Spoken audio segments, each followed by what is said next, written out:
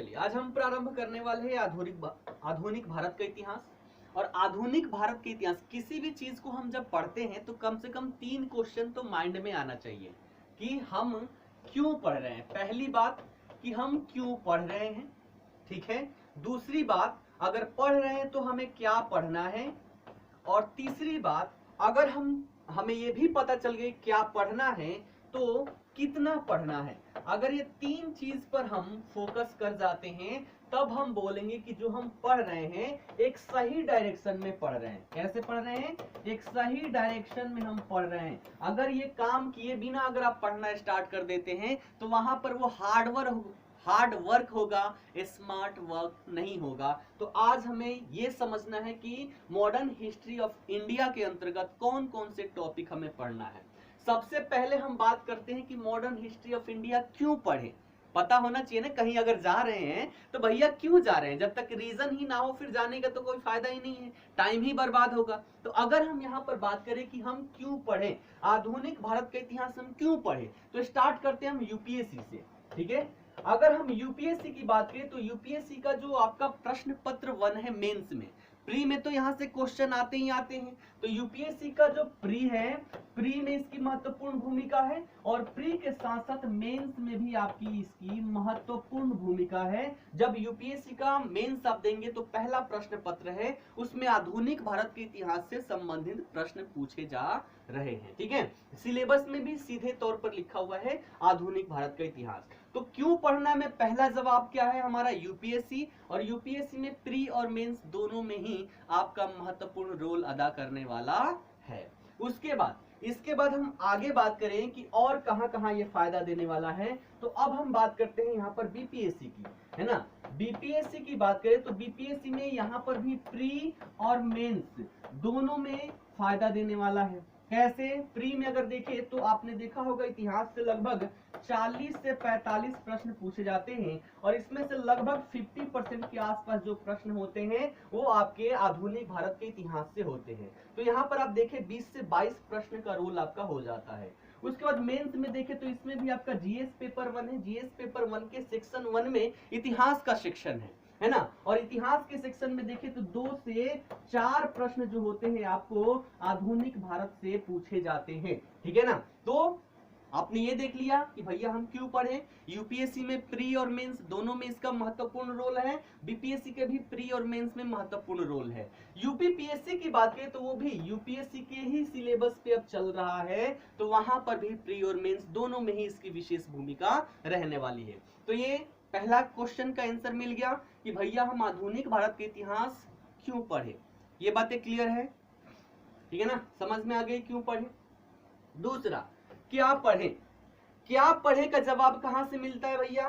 क्या पढ़े की अगर जवाब की बात करें तो क्या पढ़े का जवाब आपको मिलता है सबसे पहले सिलेबस से, है ना। आयोग के द्वारा आपको एक सिलेबस दी गई है। जब सिलेबस देखेंगे तब आपको पता चलेगा कि क्या हमें पढ़ना है, ठीक है। सिलेबस देखेंगे तो पता चलेगा कि हमें क्या पढ़ना है और कितना पढ़ना है। ये कहां से पता चलेगा? तो जो प्रीवियस ईयर के क्वेश्चन पेपर है, इस क्वेश्चन पेपर को देखेंगे तब जाके पता चलेगा कि हमें कितना पढ़ना है। तो इस कक्षा के अंतर्गत जो हम जितनी भी कक्षाएं करेंगे वो इन तीनों ही रिसर्च पर हम कंप्लीट कक्षा करने वाले हैं। अर्थात हम उतना ही पढ़ने वाले हैं जितने में क्या पढ़ना है कितना पढ़ना है हमें अच्छे से समझ में आ जाए। हम यहाँ पर स्मार्ट स्टडी करने वाले हैं, ना कि हार्ड स्टडी, ठीक है ना। तो पहली चीजें आशा करता हूं आप सभी के क्लियर हो गए होंगे। इससे संबंधित कोई डाउट है तो पूछ लीजिए।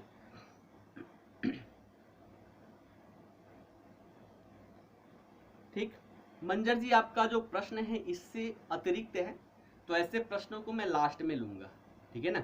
जो यहाँ पर बातें चल रही इससे संबंधित जो भी क्वेश्चन दिमाग में आ रहा है तो अभी कर लीजिए, ठीक है। तो सबसे पहले हमने देख लिया कि भैया फायदा कैसे देने वाला है, क्या क्या पढ़ना है और कितना पढ़ना है। अर्थात सिलेबस और क्वेश्चन इन दोनों पर आधारित जो रिसर्च है उस रिसर्च के आधार पर यहाँ पर हम पूरा आधुनिक भारत का इतिहास करने वाले हैं और वो भी ग्राफिंग के माध्यम से, ठीक है। कितना दिन चलेगा तो देखिए दिन का तो मैं कंफर्मेशन नहीं देता, है ना। लेकिन इस चीज का कंफर्मेशन देता हूं कि सिलेबस इतना हो जाएगा कि आपके 80 से 90% प्रारंभिक परीक्षा के प्रश्न सॉल्व हो जाएंगे, और मुख्य परीक्षा की बात करें तो 90 से 95% आपके प्रश्नों का हल हो जाएगा, ठीक है ना। यहाँ पर टाइमिंग बाउंडिंग नहीं होती है। आजाद आईएएस एकेडमी और बीपीएससी एकेडमी की यही खासियत है कि हम टाइम लेकर नहीं चलते कि इतने में हो जाएगा, हम डिटेल में जाते हैं। भले ही 2 महीने का हमने ड्यूरेशन दिया, 3 महीने लग जाए कोई दिक्कत नहीं है, लेकिन पूर्णतः तैयारी के साथ जाना है, ताकि भविष्य में जो भी प्रश्न आपके समक्ष आए उन सभी प्रश्नों का हल देने में आप सक्षम हो पाए। इस क्लास की अगर खासियत की बात करें किसके लिए होगा, है ना, क्लास ये जो होगा किसके लिए होगा, तो मैं बता दूं यहाँ पर केवल प्रीलिम्स नहीं, यहाँ पर हम प्रीलिम्स की बात करें, प्री की बात करें और मेंस की बात करें, तो दोनों ही लेवल का यहाँ पर आपकी क्लासेस चलेगी। मेंस की अगर बात करें तो जो भी टॉपिक होगा उस टॉपिक से संबंधित क्या क्या प्रश्न हो सकते हैं, उन प्रश्नों को भी मैं साथ में लिखवाते हुए चलूंगा कि इस टॉपिक से इस प्रकार के प्रश्न पूछे गए हैं और ऐसे और भी प्रश्न पूछे जा सकते हैं, ठीक है ना। क्लियर है।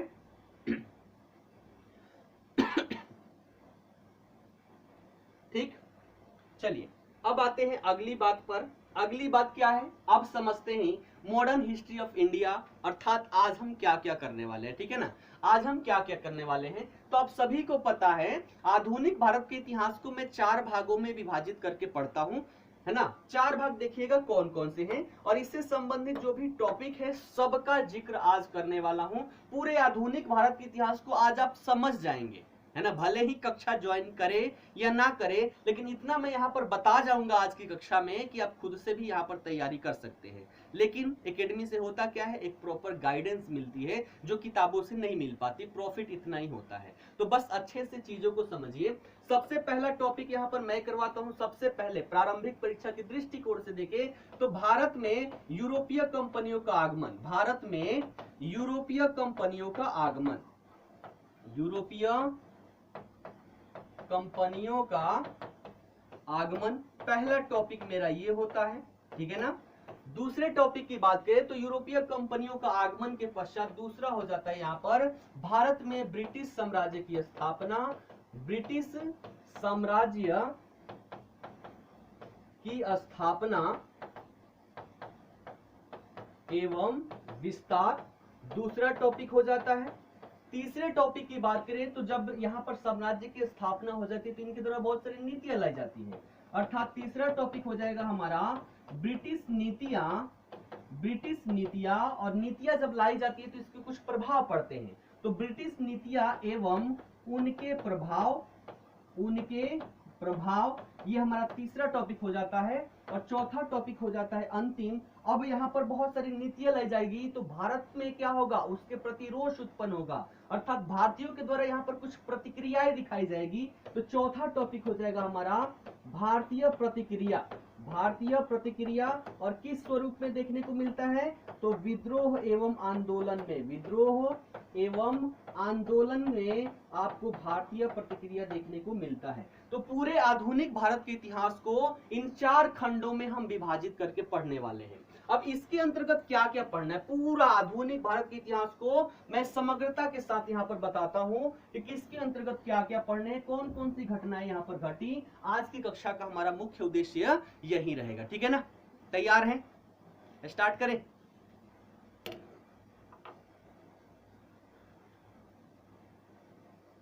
देखिए यहाँ पर पीडीएफ डाउनलोड की बात हो रही है। एक दिन में बहुत से ज्यादा से ज्यादा अगर पीडीएफ होगा तो 1 पेज का होगा या 2 पेज का होगा।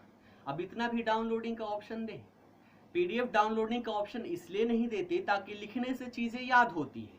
हमने कई बार पीडीएफ डाउनलोडिंग ऑप्शन देख रखा है, इससे आप लोगों का कोई भी भलाई नहीं होने वाला, नहीं। पीडीएफ डाउनलोड होता है, फोन में ही वो रख जाता है, या अगर आप प्रिंट भी निकाल लेते हैं तो प्रिंट निकाल के किताबों में वो दबा रहता है, आप पढ़ते नहीं है। तो पीडीएफ डाउनलोड ना देने का मुख्य उद्देश्य यही होता है कि आप कम से कम लिखेंगे तो उसको, है ना। तो 1 से 2 पेज ही होगा प्रतिदिन, और पूरे कक्षा की बात करें तो 20 से 30 या 40 पेज में पूरे आधुनिक भारत को मैं समाहित कर दूंगा, और इतना तो आप लोगों को लिखना ही बनता है ना। इतना नहीं लिखे तो फिर तैयारी का फायदा क्या है, ठीक है ना। चलिए अब एक एक चीज को मैं डिकोड करता हूं यहाँ पर। आप चाहे तो चीजें लिखते हुए चलिएगा, चाहे तो आप यहाँ पर चीजें लिखते हुए चलिएगा। सबसे पहले हम देखें भारत में यूरोपीय कंपनियों का आगमन। भारत में यूरोपीय कंपनियों का आगमन होता क्यों है? देखा जाए तो ये यूरोपीय कंपनियां थी, मुख्य रूप से क्या थी? व्यापारिक कंपनियां थी, है ना। मुख्य रूप से क्या थी? व्यापारिक कंपनियां थी। और व्यापार करने के लिए सभी कंपनियां भारत में आती है। प्रारंभिक दौर में देखें तो सबसे पहली जो कंपनी थी, है ना, सबसे पहली कंपनी थी वो कौन थी? पुर्तगाली। पुर्तगाली कंपनी सबसे पहले यहाँ पर भारत में पहुंचती है। और भारत में भी देखें तो कौन? वास्को डी गामा, है ना। वास्को डी गामा यहाँ पर पहुंचता है। कब पहुंचता है ये भी आप सभी को पता होना चाहिए। 20 मई 1498 को भारत का जो कालीकट बंदरगाह है वहां पर पहुंचता है। और यहां से आकर भारत से ये व्यापार वाणिज्य करता है। और व्यापार वाणिज्य करने के पश्चात जब ये रिटर्न पुर्तगाल पहुंचता है तो वहां पहुंचने के पश्चात जो भी खर्चे हैं, आने जाने खाने पीने रहने में जो भी खर्चे थे, उन सभी खर्चों को हटाकर 60 गुना का लाभ प्राप्त होता है। अब वहां के जो राजा थे बहुत खुश हो गए कि भैया बहुत बढ़िया है भैया, है ना, बहुत बढ़िया है, तुमने क्या किया? इतना लाभ दिलवाया जितना लाभ हमने आज तक नहीं प्राप्त किया था। तो सबसे पहली कंपनी जो यहाँ पर आती है, इन कंपनियों का आने का मुख्य उद्देश्य ही होता है व्यापार करना। व्यापार करने के लिए आती है। पहले सबसे पहली कंपनी थी पुर्तगाली कंपनी आती है और लगभग 100 वर्षों तक इन क्षेत्रों पर इसका एकाधिकार रहता है। साथ ही साथ इन्हीं के द्वारा ब्लू वाटर पॉलिसी लाई जाती है। क्यों? क्योंकि यहाँ पर देखें तो पहले जो इंडियन ओशियन का क्षेत्र था, अरब सागर वाला क्षेत्र था, इन सभी क्षेत्रों पर अरबों का आधिपत्य था। यानी कि इस रास्ते से जो भी व्यापार वाणिज्य होता था उस पर अरबों का आधिपत्य था। ये जब पुर्तगाली यहाँ पर आते हैं तो अरबों के आधिपत्य को समाप्त करके अपना आधिपत्य यहाँ पर स्थापित करते हैं, ब्लू वाटर पॉलिसी यहाँ पर लेकर आते हैं। और लगभग 100 वर्षों तक भारत के साथ व्यापार का ये लोग लाभ का आनंद लेते हैं। अब होता क्या है देखिएगा भैया, जैसे कि मान लीजिए ये क्या हो गए? पड़ोसी। जैसे पड़ोसी में होता है ना कि एक व्यक्ति या फिर एक घर जो है बहुत तेजी से डेवलप हो रहा है ना। मान लीजिए यहाँ पर सब किसी का क्या था? झोपड़ी था, है ना।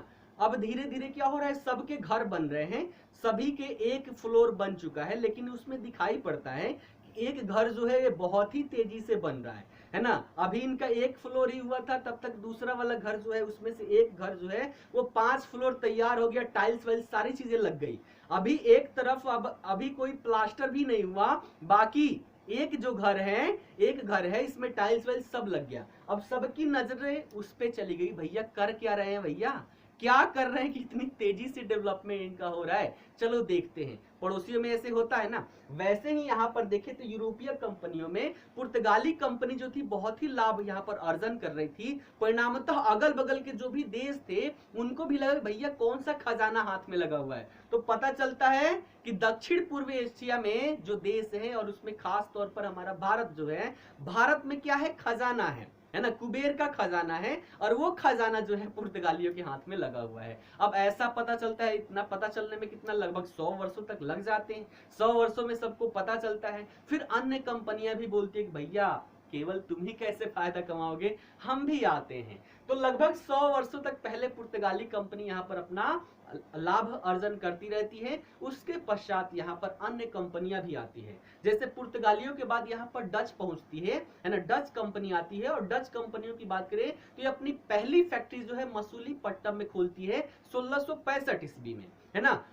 फैक्ट्री खोलने का मुख्य उद्देश्य ये नहीं था, फैक्ट्री खोलने का मतलब ये नहीं था कि वहां पर उत्पादन कार्य होता था। जैसे व्यापारिक कोठी हम कहें तो व्यापारिक कोठी के लिए हम फैक्ट्री का भी यहाँ पर शब्द जो फैक्ट्री है इसका भी हम प्रयोग कर लेते हैं। तो सबसे पहले 1498 में पुर्तगाली कंपनी आती है, फिर डच कंपनी आती है, 1605 में अपनी फैक्ट्री मसूलीपट्टनम में खोलती है। उसके बाद तीसरे नंबर पर आ जाती है ब्रिटेन, और ब्रिटेन के द्वारा पहली फैक्ट्री 1611 में मसूलीपट्टनम में खोला जाता है। यहाँ पर कई लोग कंफ्यूज रहते हैं कि 1611 या 1608 है। 1608 में क्या था? सूरत। लेकिन वहां पर काम तो स्टार्ट हो गया था, लेकिन बाद में उसको बंद करवा दिया जाता है ना। तो काम 1608 में स्टार्ट हो गया था बनना, लेकिन ये 1613 में तैयार होता है। जबकि 1611 में देखें तो मसूलीपट्टनम में अंग्रेजों ने अपनी कंपनी स्थापित कर ली थी। उसके बाद चौथे नंबर पर यहाँ पर आती है डेनिस कंपनी, और डेनिसों की बात करें तो ये अपनी प्रथम फैक्ट्री जो है 1620 ईस्वी में ट्रावनकोर में खोलती है।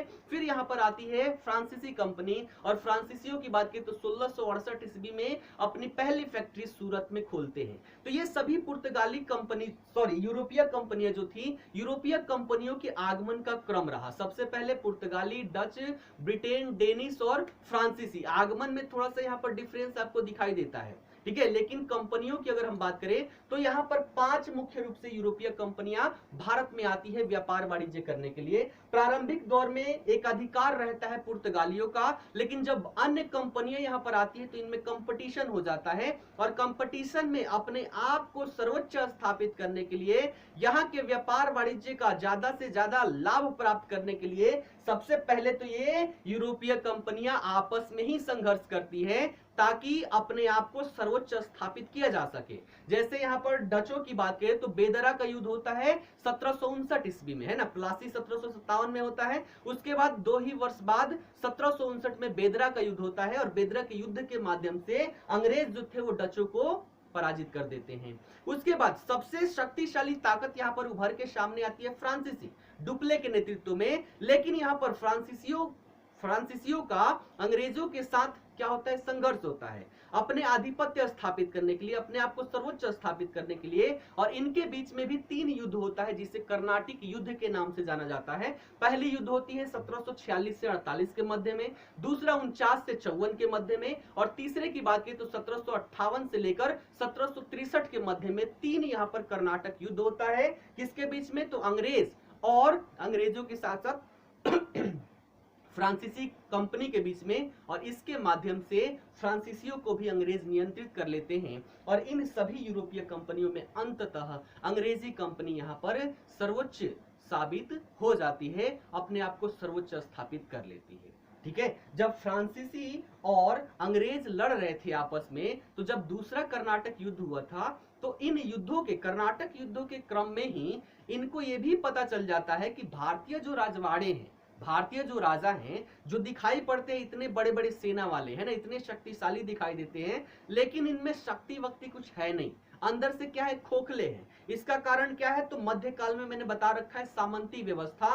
सामंती व्यवस्था में सेना क्या होता था भैया, तो सामंतों का, उसका मतलब देखा जाए कर्तव्य क्या बनता था सामंतों का, कि जिस क्षेत्र में वो सामंत है वहां का राजस्व वसूली करना, शासन प्रशासन देखना, और राजा के लिए सेना भी रखना। तो सेना रखने के लिए उसको क्या करना पड़ता था भैया, सेना को पेमेंट देना पड़ता था। तो पेमेंट को बचाने के लिए वो सेना रखता नहीं था, लेकिन जब राजा के द्वारा मांग की जाती थी कि भैया हमें सेना की आवश्यकता है, तो किसी भी व्यक्ति को उठा के सेना में भेज देता था। अर्थात यहाँ पर जो सेना भारतीय राजाओं के पास पहुंचती थी वो अनट्रेंड प्रकार की सेना थी, यानी कि भीड़ बहुत ज्यादा था लेकिन उनके अंदर ट्रेनिंग नहीं थी। परिणामतः सेना तो बहुत बड़ा दिखाई देती थी, लेकिन देखा जाए तो उनमें वो क्षमता नहीं थी जो युद्ध कौशल उनके अंदर होना चाहिए था। और ये चीज इनको पता कब चलता है, कर्नाटक युद्ध के अंतर्गत पता चलता है। तो जितनी भी यूरोपीय कंपनियां थी, व्यापारिक कंपनियां थी, इनका मुख्य उद्देश्य यही था कि ज्यादा से ज्यादा लाभ की प्राप्ति करना, और ज्यादा से ज्यादा लाभ की प्राप्ति करने के लिए ये सारी चीजें यहाँ पर कर रहे हैं। अब जब इन सबको अंग्रेजों ने नियंत्रित कर लिया, तब इन्होंने सोचा कि भैया और ज्यादा लाभ कमाना है तो अब भारतीय राजवाड़ों को नियंत्रित करना पड़ेगा। तो प्रारंभिक दौर में इनको नियंत्रित करने के पश्चात उसके बाद आते हैं अब ये भारतीय राजवाड़ों को क्या करेंगे, नियंत्रित करेंगे। और इस नियंत्रण के अंतर्गत तो पहला टॉपिक हमारा ये हो गया, इसमें क्या क्या चीजें पढ़नी है वो हमने मेंशन कर दिया। इसके बाद आ जाता है दूसरा टॉपिक आ जाता है, जिसमें क्या है, ब्रिटिश साम्राज्य की स्थापना एवं विस्तार। भारत में ब्रिटिश साम्राज्य की स्थापना एवं विस्तार हमारा दूसरा टॉपिक हो जाता है। और इसके अंतर्गत हम क्या क्या पढ़ेंगे, अगर इसकी बात करें तो प्रारंभिक दौर में सबसे पहले तो यूरोपीय कंपनियां आपस में संघर्ष करती है, जिसमें हम बेदरा कर्नाटक युद्ध करने वाले हैं। और इसको करने के पश्चात फिर हम देखेंगे यहाँ पर कि अब ये भारतीय राजवाड़ों को भी नियंत्रित करने का प्रयास करेंगे। इसके अंतर्गत सबसे पहले क्या होगा, प्लासी का युद्ध होगा 1757 में। 1757 में क्या होगा, प्लासी का युद्ध होगा। फिर 1764 में बक्सर का युद्ध, प्लासी की बात करें तो षड्यंत्र के माध्यम से इस युद्ध को जीता जाता है। मीर जाफर यहाँ पर धोखा दे जाता है, जो सिराजुद्दौला का मुख्य सेनापति था वो धोखा दे देता है। उसी के परिणाम स्वरूप यहाँ पर अंग्रेज विजयी हो जाते हैं। लेकिन 1764 की बात करें तो 1764 के युद्ध में अंग्रेजी सेना ने अपने युद्ध कौशल को दिखाया था, युद्ध कौशल को दिखाया था और युद्ध कौशल के माध्यम से भारत के 3 बड़े बड़े शक्ति को एक साथ पराजित किया था। और इसी पराजय के साथ ही भारत में उनकी शासन की मुख्य रूप से देखा जाए डायरेक्टली यहाँ पर शासन स्थापित हो जाती है। तो 1764 में इलाहाबाद 1764 में बक्सर के युद्ध के पश्चात 1765 में इलाहाबाद की संधि होती है और इस संधि के माध्यम से बंगाल, बिहार और उड़ीसा इन तीनों ही क्षेत्रों का जो राजस्व अधिकार था वो अंग्रेजों के हाथ में चली जाती है, ब्रिटिश कंपनी के हाथों में चली जाती है। तो यहां से 1765 से बंगाल में आपको द्वैध शासन देखने को मिलेगा। द्वैध शासन का मतलब 2 स्तर पर शासन, 2 स्तर मतलब एक तो राजस्व का अधिकार हो गया और दूसरा प्रशासन का अधिकार हो गया। तो प्रशासन का जो अधिकार था उसको हम निजामत कहते थे। तो प्रशासन का जो अधिकार था वो अभी राजा के हाथ में ही रहने दिया गया और राजस्व का अधिकार जो था वो कौन, ब्रिटिश कंपनी के हाथों में चला गया। अर्थात जो यहाँ पर हम देखें प्रशासन, तो प्रशासन का यहाँ पर द्वैध स्तर देखने को मिलता है। तो ये सारी कहानी कहां से 1764 के बक्सर के युद्ध से प्रारंभ होता है और इलाहाबाद की संधि के माध्यम से द्वैध शासन यहाँ पर स्थापित हो जाता है। ये किसके द्वारा, तो लॉर्ड क्लाइव के द्वारा, है ना, क्लाइव के द्वारा ये स्थापित की जाती है। ठीक है, उसके बाद देखिए 1772 में, है ना, 1772 में कौन सी घटना होती है, 1772 में क्या होता है, तो यहाँ पर लॉर्ड हेस्टिंग आता है और लॉर्ड हेस्टिंग जैसे ही आता है देखता है भैया कि नवाब साहब का तो कोई अधिकार यहाँ पर है नहीं, फिर प्रशासन भी हम उनको क्यों रखें, तो आता है और नवाब की पद की समाप्ति कर देता है और नवाब के पद की समाप्ति अर्थात प्रशासन का अधिकार भी उनके हाथों से चला गया। अब वो भी किसके हाथों में, अंग्रेजों के हाथों में आ गया। तो 1772 में ये द्वैध शासन जो पहले लागू था 65 में, 72 में इसको समाप्त कर दिया जाता है हेस्टिंग के द्वारा और यहाँ से एक नीति ये लेकर आता है जिसे हम कहते हैं घेरे की नीति। ये पूरी कहानी किसके अंतर्गत, तो हम इसके अंतर्गत कर रहे हैं, ब्रिटिश साम्राज्य की स्थापना एवं विस्तार, इसके अंतर्गत की पूरी कहानी में बता रहा हूं। तो 1772 में हेस्टिंग आता है और यहाँ पर एक नई नीति लेकर आता है, घेरे की नीति, जो 1798 तक चलता है। ये घेरे की नीति क्या है देखिएगा। ब्रिटिश कंपनी की बात करें तो ब्रिटिश कंपनी अभी भारत में नई नई, है ना, शासन प्रशासन अभी नया नया इसके हाथों में आया है, लाल लाल बच्चा है अभी धीरे धीरे ये डेवलप होगा, है ना, इसकी चमड़ी जो होगी मजबूत होगी, सुरक्षात्मक दृष्टि से ये शक्तिशाली होगा, तो अर्थात अभी लाल लाल हाथों में अभी बच्चा पैदा हुआ है। तो स्टार्टिंग दौर में इन्होंने सोचा कि भैया सबसे पहले अगर भारत में अपने साम्राज्य का विस्तार करना है तो सबसे पहले तो अपनी शक्ति को बढ़ाना पड़ेगा। तो अपनी शक्ति को बढ़ाने के उद्देश्य से इन्होंने घेरे की नीति लाई, है ना, घेरे की नीति अर्थात एक घेरा बना दिया और उस घेरे के अंदर ही रखा, उससे बाहर अर्थात अन्य क्षेत्रों पर अपना विस्तार करने का जो नीति थी वो इनके द्वारा यहाँ पर त्याग दी गई।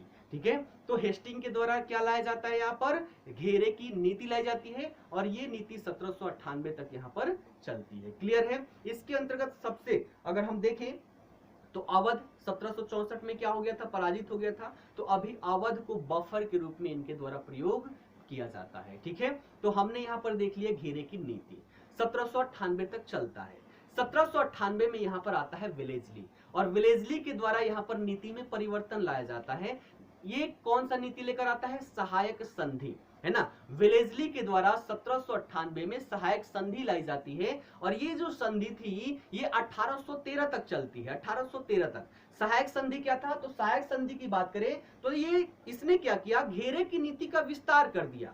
इसके माध्यम से बहुत सारे बफर का इनके द्वारा निर्माण कर दिया गया सहायक संधि के माध्यम से। सहायक संधि क्या था, तो सहायक संधि कंपनी और किसी राज्य के बीच में हस्ताक्षर होता था, अर्थात जो राज्य सहायक संधि पर हस्ताक्षर करती है तो उस पर 3 शर्तें यहाँ पर रखी जाती थी। पहली शर्त थी कि कंपनी का एक व्यक्ति जो होगा वो उस राज्य की राजधानी में बैठा रहेगा। दूसरा, कंपनी की जो सेना है ना, बोलते थे कि भैया तुम सेना क्यों रखोगे, हम दे रहे सेना तुम्हारी सुरक्षा के लिए, है ना। तो कंपनी वाले बोलते थे कि हमारी जो सेना है वो कहाँ होगी, हमारी सेना जो होगी वो आपकी राजधानी में रहेगी। और साथ ही साथ विदेशी मामले जो है किसी अन्य राज्य के साथ आपको संबंध स्थापित करना है तो बिना हमारी मर्जी के आप संबंध स्थापित नहीं कर सकते। ये तीन चीजें थी और इन तीन चीजों के माध्यम से इन्होंने क्या किया, जो बफर पहले अवध ही केवल था, अब इसके माध्यम से बहुत सारे बफरों का निर्माण कर लेते हैं। अपने आप को, बंगाल को जो घेरे की नीति में रखे पड़े थे,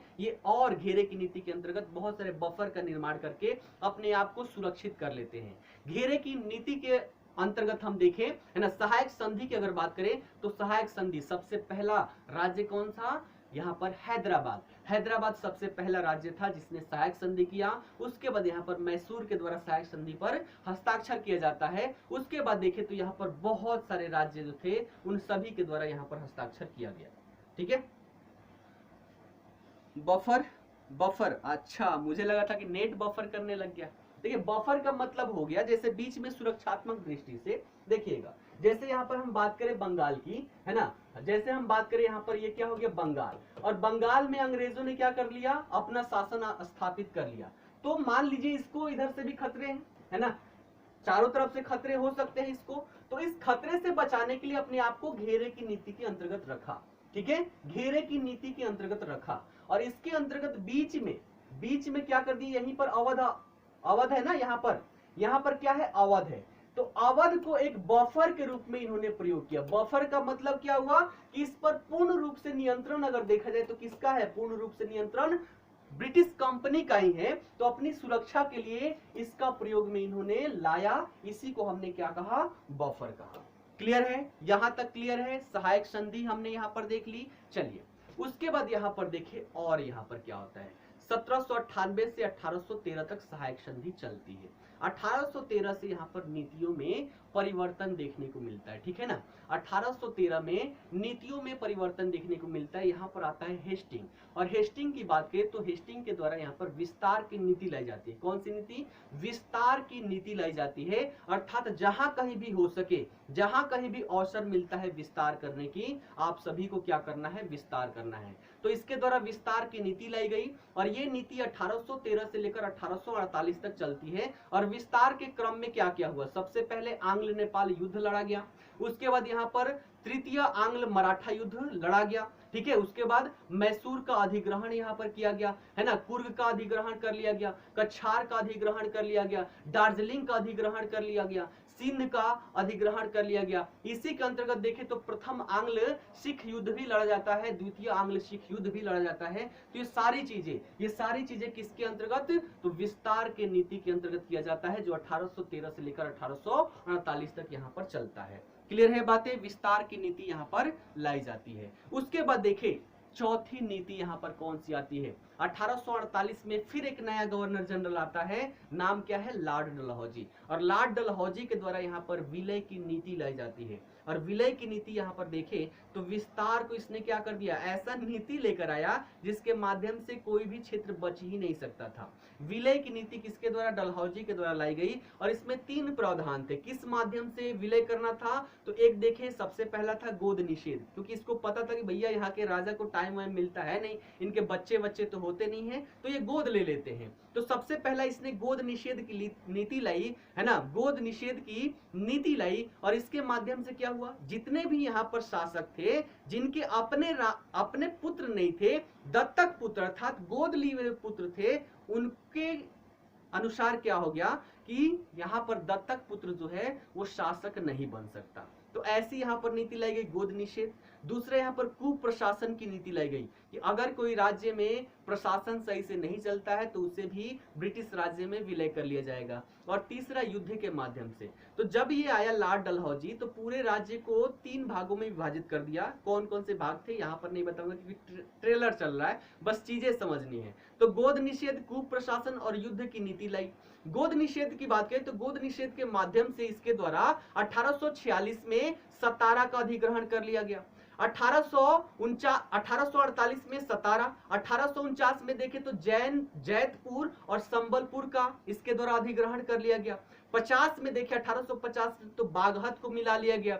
1852 में देखे तो उदयपुर को। उसके बाद देखे झांसी की बात करें तो 1853 में झांसी का अधिग्रहण कर लिया गया। 1854 की बात करें तो 1854 में किस चीज का, 1854 में यहाँ पर किस चीज का, नागपुर का अधिग्रहण कर लिया जाता है। तो यहाँ पर गोद निषेध के आधार पर इतनी सारी अधिग्रहण कर ली जाती है। उसके बाद कुप्रशासन का आरोप लगाकर जो अवध था, अवध का विलय कर लिया जाता है 1856 में। जबकि ऐसे राज्य जो करदाता राज्य नहीं थे, इनके साथ क्या किया, इन्होंने युद्ध किया और युद्ध के माध्यम से विलय किया गया, जिसके अंतर्गत देखें तो द्वितीय आंग्ल सिख युद्ध लड़ा गया यहाँ पर, ठीक है। उसके बाद आंग्ल वर्मा युद्ध लड़ा गया और इसके माध्यम से जो पेगु है, निचला वर्मा जो है, निचले वर्मा का अधिग्रहण यहाँ पर कर लिया जाता है।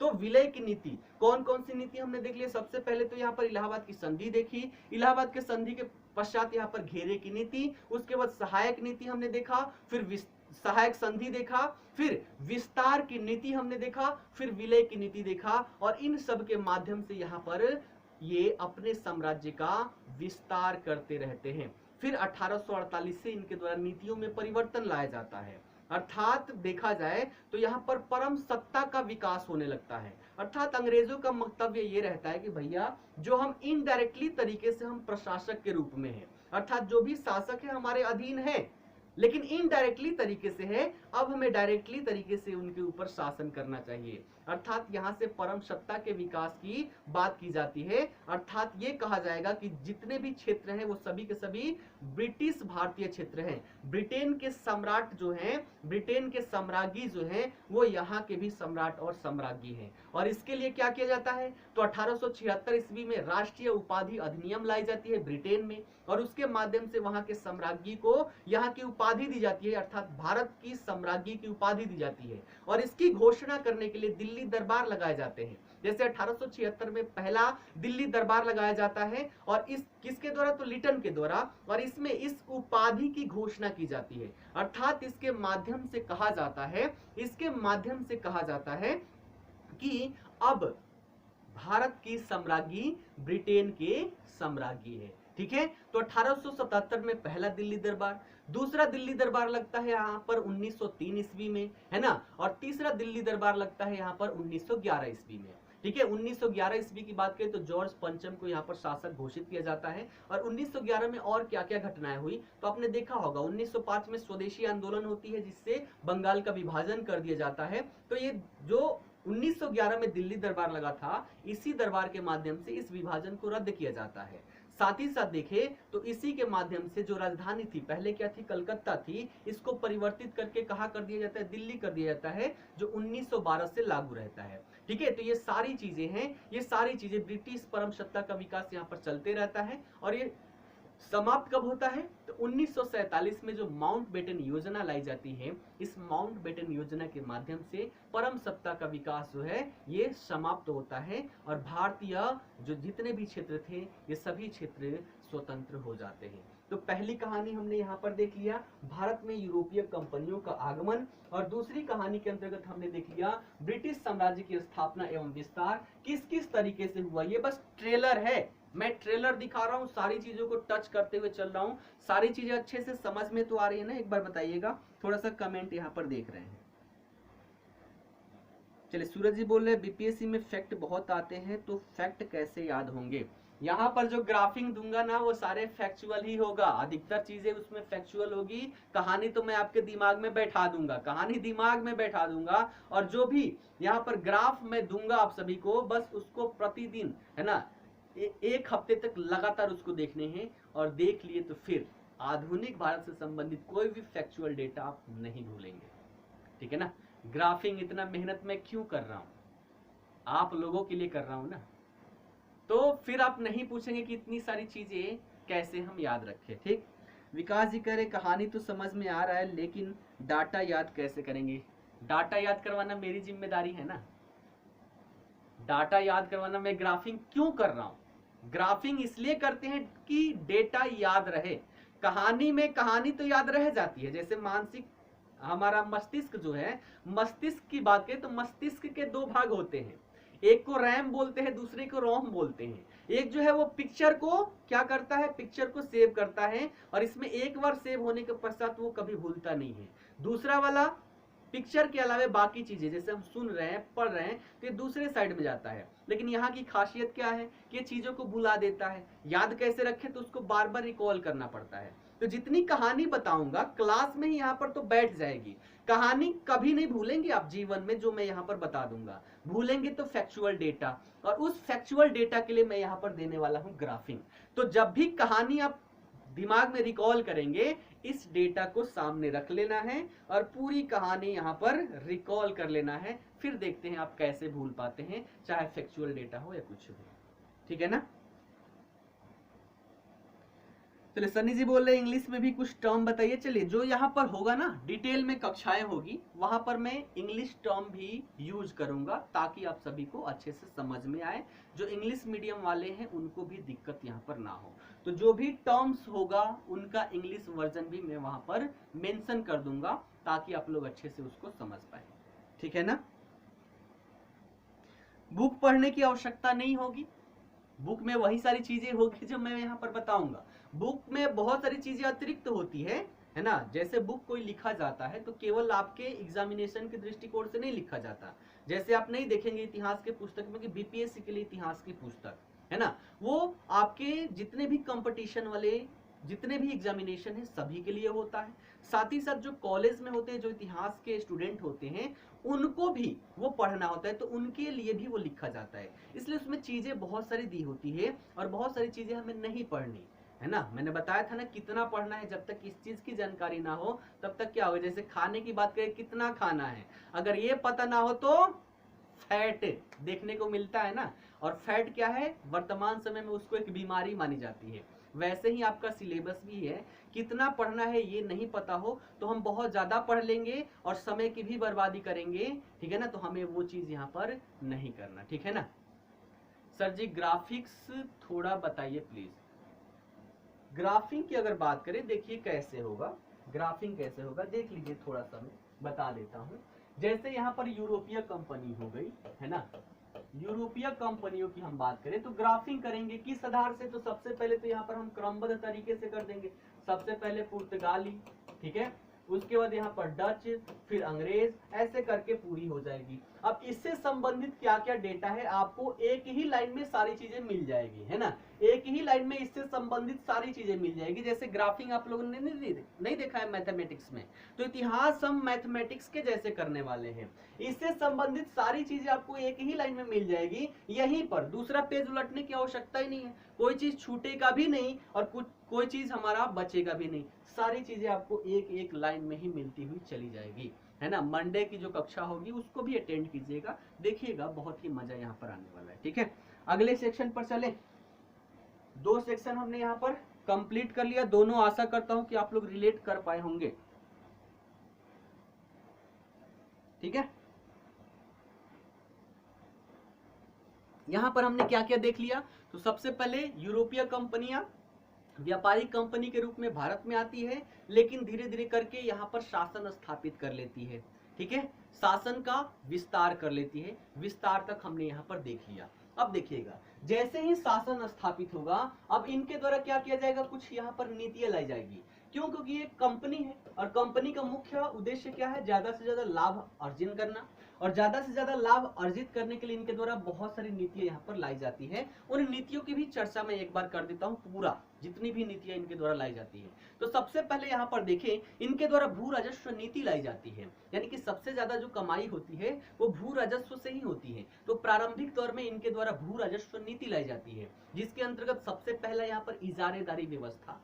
1772 तक देखें तो 1772 तक जो भारत में परंपरागत तरीके से लगान वसूल की जाती थी, उसी व्यवस्था के क्रम में इनके द्वारा लगान वसूली की जाती रही। क्यों, क्योंकि यहाँ के व्यवस्था के बारे में उनको अच्छे से पता नहीं थी। लेकिन 1772 में इनके द्वारा इजारेदारी व्यवस्था लाई जाती है वारेन हेस्टिंग के द्वारा, जब वारेन हेस्टिंग यहाँ पर आता है।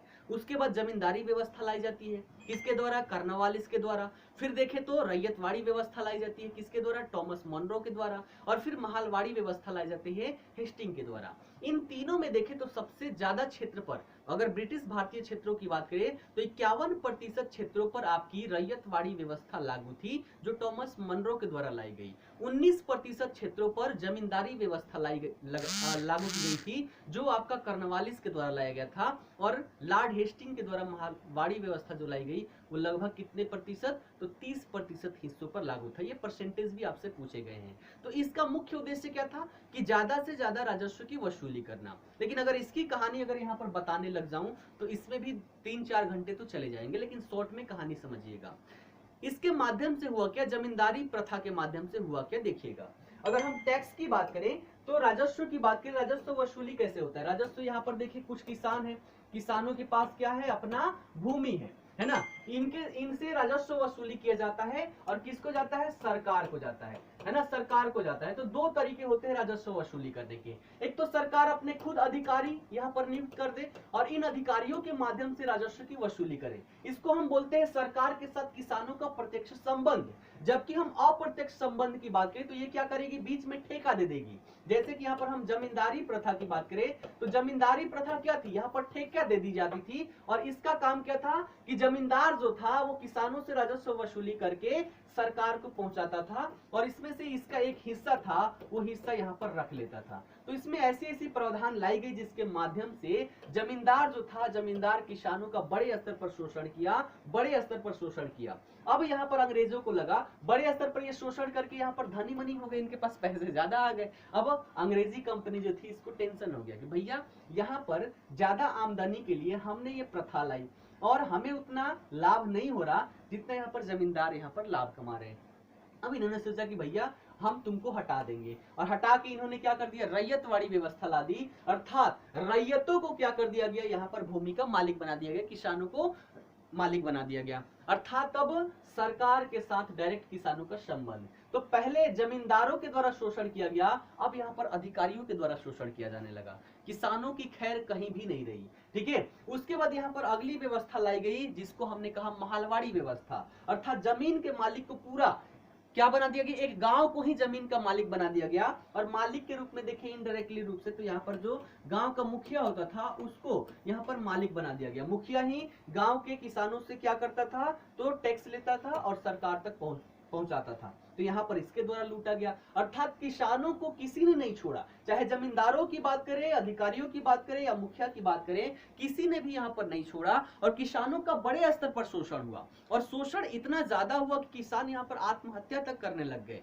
है ना। इनके जो राजस्व थे, राजस्व को चुकता करने के लिए साहूकारों से क्या करते थे? ऊंची ऊंची ब्याज दर पे ये ऋण लिया करते थे और उसको ये चुका पाने में सक्षम नहीं होते थे। तो वसूली के नाम पर इनके महिलाओं को भी प्रताड़ित किया जाता था, उनके साथ गलत व्यवहार किया जाता था और इन सभी के कारण किसानों की स्थिति यहाँ पर दयनीय होते चली गई। परिणामतः अंततः आप देखेंगे आपको यहाँ पर किसान विद्रोह देखने को मिलेगा। किसानों के द्वारा यहाँ पर विद्रोह कर दिया जाता है। भैया कब तक ये शोषण सहेगा, है ना। एक लिमिट होती है, जब ये लिमिट पार हो जाएगा तो यहाँ पर बहुत सारे आपको किसान विद्रोह देखने को मिलेगा। तो सबसे पहले हम यहाँ पर देखें तो इनके द्वारा क्या लाया गया? भू राजस्व नीति लाई गई, है ना। तो नीतियों के अंतर्गत भू राजस्व नीति हम देखेंगे। उसके बाद यहाँ पर शिक्षा नीति देखेंगे। शिक्षा भारतीयों को शिक्षित करने के उद्देश्य से इनके द्वारा शिक्षा यहाँ पर नहीं लाया जाता है ना। इनके द्वारा भारतीयों को शिक्षित करने के उद्देश्य से शिक्षा नहीं लाया जाता है। लाने का मुख्य उद्देश्य रहता है कि मान लीजिए जो भी नीचे के अधिकारी है, बड़े बड़े अधिकारी तो सारे इंग्लैंड से ही आएंगे। अब नीचे के अधिकारी भी इंग्लैंड से आते थे तो ये ज्यादा से ज्यादा सैलरी लेते थे। इन्होंने सोचा कि इंग्लैंड से हम क्यों बुलाए, कुछ भारतीयों को ही हम क्या कर दे? शिक्षित कर दे, ताकि जो बड़े बड़े अधिकारी हैं उनके नीचे के अधीनस्थ जो पोस्ट है उस पर उनको सिलेक्ट कर दिया जाए और उनको सैलरी भी कम देंगे, कोई बात नहीं है। तो इस उद्देश्य से इनके द्वारा यहाँ पर शिक्षा नीति लाई जाती है। जैसे कि यहाँ पर देखें, अब शिक्षा नीति को लेकर भी जो अंग्रेज थे, अंग्रेजों में क्या था? मतभेद था। जैसे दो विचारधाराएं यहाँ पर थी, एक थी आंग्लविद, दूसरा था प्राच्यविद। आंग्लविदों की बात करें तो भारत में जो शिक्षा नीति थी इसके लिए ब्रिटेन में जो शिक्षा थी अर्थात अंग्रेजी शिक्षा को ये लोग बोलते थे कि भैया ये सही है, ये ज्यादा देना चाहिए। प्राच्यविदों की बात करें तो इनका मानना था कि भारतीयों को जो शिक्षा व्यवस्था यहाँ पर लागू करना चाहिए वो भारतीय शिक्षा ही यहाँ पर देना चाहिए। तो प्रारंभिक में क्या था, दोनों में मतभेद थे और लगभग 1772 से देखा जाए तो 1772 से 1813 तक भारतीय शिक्षा प्रणाली यहाँ पर लागू रहती है और उसके तहत आप देखेंगे कि बहुत सारे यहाँ पर मदरसों का निर्माण किया जाता है। ठीक है, मदरसों का निर्माण किया जाता है। लेकिन 1813 का जो चार्टर एक्ट आता है उसके माध्यम से 1 लाख रुपए खर्च करने की बात की जाती है, लेकिन ये खर्च कैसे होगा इस पर मतभेद रहता है। 1823 तक इस पर बड़ा कंपटीशन चलता है ना, 1823 तक कंपटीशन चलता है, 23 से ये पैसे खर्च होने स्टार्ट होते हैं। फिर 1835 में यहाँ पर आ जाता है मैकाले मिनिट, और मैकाले मिनिट की बात करें तो इस मिनिट के माध्यम से, मैकाले परिपत्र के माध्यम से भारत में पश्चिमी शिक्षा की नींव डल जाती है, पश्चिमी शिक्षा यहाँ पर प्रारंभ हो जाता है। ठीक है, तो मैकाले मिनिट के माध्यम से भारत में अंग्रेजी शिक्षा प्रारंभ हो जाती है। फिर बहुत सारे यहाँ पर आयोग बैठाए जाते हैं, उनके द्वारा बहुत सारे यहाँ पर अपने अपने सुझाव दिए जाते हैं और इन सुझावों के माध्यम से भारत में शिक्षा का विकास होते रहा। जैसे देखें तो 1854 में चार्ल्स वुड डिस्पैच आता है, 82 में हंटर आयोग आता है, उसके बाद 1902 में देखें तो रैले आयोग आता है, फिर देखें तो 1917 में सैडलर आयोग, 1929 में हार्टोग समिति और 1944 में देखें तो सर्जेंट समिति यहाँ पर लाई जाती है, सर्जेंट योजना लाया जाता है। और इन सब के माध्यम से सभी जितनी भी यहाँ पर ये आई, इन सब की अपनी अपनी कुछ सुझाव रही और इन सुझावों के माध्यम से भारत में शिक्षा का विकास यहाँ पर होते रहा।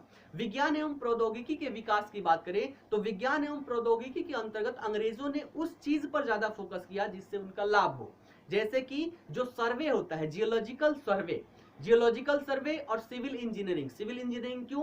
क्योंकि यहाँ से जितने भी संसाधन थे उन संसाधनों का दोहन करने के लिए स्पीड जो होगी वो किसके माध्यम से, रोड बनेगा, पुल बनेगा, तो बड़ी ही तेजी से यहाँ के संसाधनों का दोहन करके वो ब्रिटेन पहुंचा देंगे। तो इस हिसाब से यहाँ पर सिविल इंजीनियरिंग पर इनके द्वारा फोकस किया गया, साथ ही साथ जियोलॉजिकल सर्वे पर ज्यादा फोकस किया गया। क्यों? क्योंकि भारतीय जब यहाँ पर जियोलॉजिकल सर्वे देखेंगे तो इसके अंतर्गत वो तो भारत में कहाँ कहाँ संसाधन है पहले इसको ढूंढेंगे और उन संसाधनों को ढूंढ ढूंढ के क्या करेंगे, अंग्रेजों को जाकर बताएंगे कि भैया यहाँ यहाँ संसाधन है ना। अब जब अंग्रेजों को पता चलेगा तो क्या करेंगे, वो उन संसाधनों का दोहन करके ब्रिटेन में भेजेंगे। तो विज्ञान एवं प्रौद्योगिकी के अंतर्गत देखें तो सिविल इंजीनियरिंग और यहाँ पर जियोलॉजिकल सर्वे, इस पर ज्यादा फोकस यहाँ पर किया जाता है। तो ये सारी चीजें भी हम यहाँ पर देखेंगे।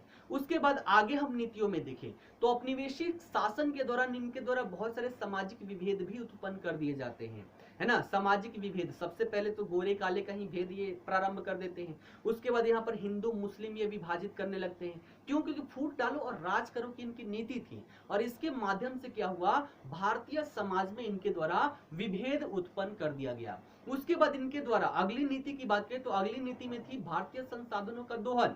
भारतीय संसाधनों का दोहन बड़े स्तर पर इनके द्वारा किया गया, जैसे नवीन प्रकार के भू राजस्व व्यवस्था यहाँ पर लागू किया गया और भू राजस्व व्यवस्था के माध्यम से दोहन किया गया। अर्थात जो राजस्व आ रहा है भैया भारत के क्षेत्र से ही आ रहा है ना। तो भारत के क्षेत्र से जो राजस्व आ रहा है वो किसके पास, अब भारत के पास नहीं, अंग्रेजों के पास चला गया। तो इसके माध्यम से दोहन किया गया। फिर साझा संसाधनों पर इनका क्या हो गया, नियंत्रण हो गया। साझा संसाधन जैसे हम देखें जो वन क्षेत्र हो गए, है ना, तो इन सभी क्षेत्रों पर जो खाद्यान्न हो गया, है ना, उसके बाद जो खान हो गया, इन सभी पर क्या हो गया, इनका नियंत्रण हो गया और इसके माध्यम से इन्होंने क्या किया, दोहन प्रारंभ किया। उसके बाद इनके द्वारा कृषि का वाणिज्यीकरण कर दिया जाता है और कृषि के वाणिज्यीकरण के माध्यम से क्या होता है, भारत की जो खाद्यान्न पद्धति थी ये परिवर्तित हो जाती है। लोगों के पास खाने के लिए खाद्यान्न तक नहीं रहते हैं, परिणामतः बहुत सारे दुर्भिक्ष आपको देखने को मिलता है। लगातार दुर्भिक्ष आते थे, लाखों के लाखों लोग यहाँ पर क्या हो जाते थे, एक साथ में समाप्त हो जाते थे। तो कृषि का वाणिज्यीकरण किया गया और इसके माध्यम से इनके द्वारा दोहन किया गया। उसके बाद देखें तो खनिज संसाधनों पर इन्होंने नियंत्रण किया, उसका दोहन किया। फिर अन्य प्रकार के कराधान व्यवस्था भी इनके द्वारा लाया गया। भू राजस्व तो लेते ही थे, साथ ही साथ जो इनकम टैक्स वर्तमान में हम भरते हैं, इनकम टैक्स भी इनके द्वारा ही लाया गया कि आपकी आमदनी जो होती है उसका एक भाग आप क्या करेंगे, सरकार को देंगे। फिर इनके द्वारा व्यापार नीति, इस प्रकार की व्यापार नीति लाई गई जिसके माध्यम से भारत के जितने भी भारत के व्यापार को हतोत्साहित किया गया और इंग्लैंड में जो माल बनता था वहां का व्यापार था उसको क्या किया गया, उसको बढ़ावा दिया गया। हतोत्साहित किसके माध्यम से, तो एक तो जो ड्यूटी होती है, इंपोर्ट ड्यूटी होती है, वो बढ़ा दिए, है ना। उसके बाद ब्रिटेन से बड़े स्तर पर जो वस्तुएं थी वो यहाँ पर लाने लग गए। इसमें कारण क्या रहा कि भारतीय वस्तु हाथों से निर्मित होती थी, है ना, हथकरघा के माध्यम से निर्मित होती थी। ब्रिटेन की वस्तुएं मशीन से निर्मित होती थी, तो वो थोड़ी सस्ती होती थी। और भारत में क्या था, भारत की चीजें थोड़ी महंगी होती थी। तो वहां से जब वस्तुएं आने लग जाए तो सस्ती चीजें ज्यादा यहाँ पर बिकने लग गई। परिणामतः जो इनके द्वारा व्यापार नीति लाई गई, इस व्यापार नीति के माध्यम से क्या हो गया, इस व्यापार नीति के माध्यम से भारतीय व्यापार को इन्होंने क्या कर दिया, चौपट कर दिया। ठीक है। उसके बाद इनके द्वारा निर्गमन की नीति लाई गई। निर्गमन की नीति क्या होता है, देखिएगा, इसको समझ लीजिएगा। जैसे यहाँ पर क्या है, ब्रिटेन है, इसकी बात कर लीजिए, हमारा इंडिया है, इधर क्या है, यहाँ पर क्या है, ब्रिटेन है। ठीक है। ड्रेन समझिएगा, ड्रेन क्या होता है। अब ये क्या है, यहाँ पर व्यापारिक कंपनी अर्थात इंडिया से व्यापार करने के लिए कुछ धन लेके आएगा। इस समय ये बुलियन लेकर आते थे। क्या लेके आते थे, बुलियन। बुलियन की बात करें तो जो महंगे चीज होती है, जैसे हमारे हीरे जवाहरात हो गए, सोना चांदी, इन सभी को बुलियन कहते थे। तो ये ब्रिटेन से बुलियन लेकर आते थे और इस बुलियन के बदले इंडिया से सामान लेकर ब्रिटेन जाते थे।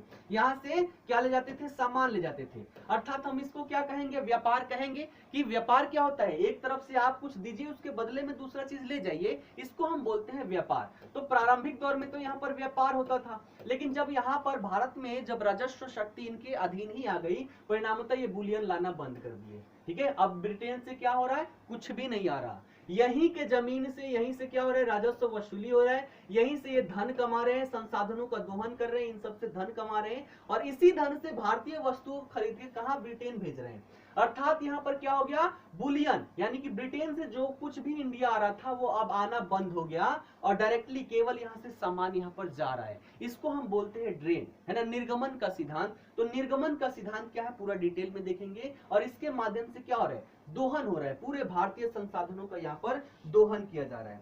तो ये समझ में आ गया, निर्गमन का सिद्धांत समझ में आ गया। उसके बाद और यहाँ पर क्या देखेंगे, तो मानव संसाधनों का भी दोहन यहाँ पर किया गया। जैसे भारतीय लोगों को एक तो भारत में भी काम करवाते थे और भारत के अलावा विदेश में भी ले जाकर उनके द्वारा काम करवाया जाता था, लेकिन उसके बदले में जो भी मजदूरी थी, मजदूरी ये पूर्ण रूप से नहीं देते थे। तो इसके माध्यम से क्या हुआ, इसका भी दोहन यहाँ पर हुआ। ठीक है। तो ये सारी चीजें हम वहां पर करेंगे। तो नीतियों में हमने क्या क्या देख लिया, भू राजस्व नीति, शिक्षा नीति देख लिया, व्यापार नीति देख लिया, है ना। उसके बाद यहाँ पर निर्गमन का सिद्धांत, कृषि का वाणिज्यीकरण, व्यापार नीति, हस्तशिल्प और उद्योग कैसे इनके द्वारा बर्बाद कर दिया जाता है भारतीय हस्तशिल्प और उद्योग को, इसको भी हम देखेंगे। फिर यहाँ पर रेलवे देखेंगे, है ना। रेलवे की बात करें तो रेलवे का जो विकास यहाँ पर हुआ गारंटी व्यवस्था पर था। अर्थात कहा गया कि ब्रिटेन के कोई भी व्यक्ति भारतीय रेलवे में अपने पैसे इन्वेस्ट कर सकता है, उस पर गारंटी हम देते हैं 5% के लाभ का। तो इसके आधार पर और इसके माध्यम से भी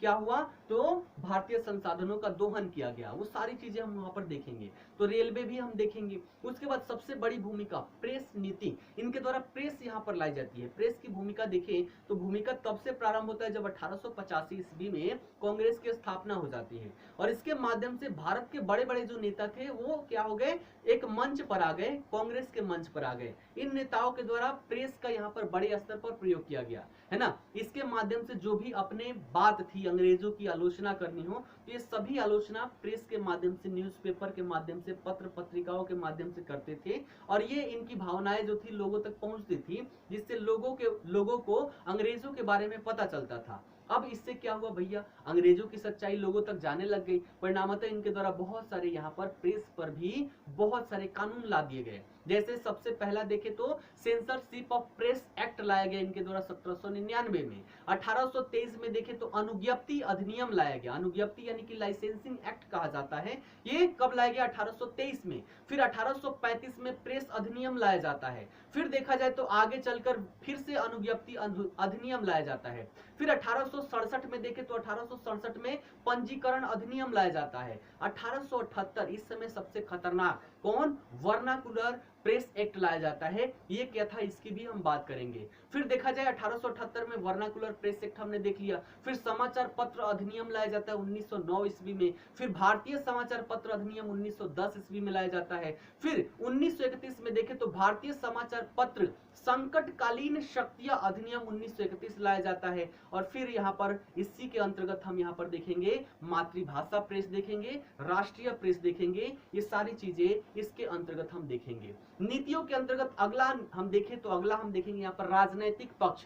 राजनैतिक पक्ष अर्थात यहाँ पर जो जितने भी एक्ट लाए गए, जैसे रेगुलेटिंग एक्ट 1773, ठीक है, 1781 का संशोधनात्मक अधिनियम, 1784 का पिट्स इंडिया एक्ट, 1833 का चार्टर एक्ट, 1853 का चार्टर एक्ट, 1858 का भारत सरकार अधिनियम, 1861 का भारतीय परिषद अधिनियम, उसके बाद देखें तो 1892 का भारतीय परिषद अधिनियम, 1909 की बात करें तो 1909 में भारतीय परिषद अधिनियम जिसे मार्ले मिंटो सुधार भी कहा जाता है, ये लाया जाता है। फिर 1919 की बात करें तो 1919 में भारत सरकार अधिनियम और 1935 का भारत सरकार अधिनियम। इन सारी चीजों को देखेंगे और इन सब के माध्यम से हम देखेंगे कि शासन प्रशासन में क्या परिवर्तन किया गया, क्या क्या यहाँ पर आंदोलन हुआ, क्या क्या मांग की गई और उन्हीं मांगों की पूर्ति के लिए यहाँ पर 1919 और 1935 के भारत सरकार अधिनियम भी लाया गया। तो इन सब की चर्चा करेंगे। उसके बाद और नीतियों में और क्या देखेंगे तो भारत में ब्रिटिश समय काल में यानी कि भारत में सिविल सेवा का विकास कैसे होता है ये हम देखेंगे।